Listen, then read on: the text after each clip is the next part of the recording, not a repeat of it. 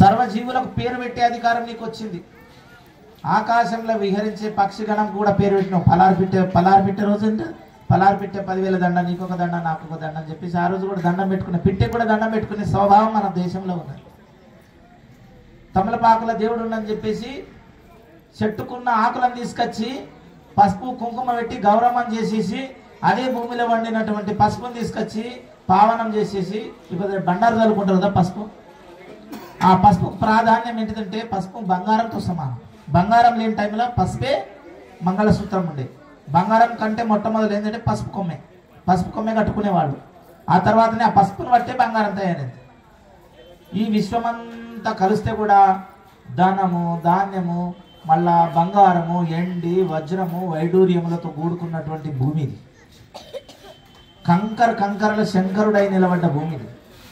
రాయిలా పరమాత్మను చూసే గుణం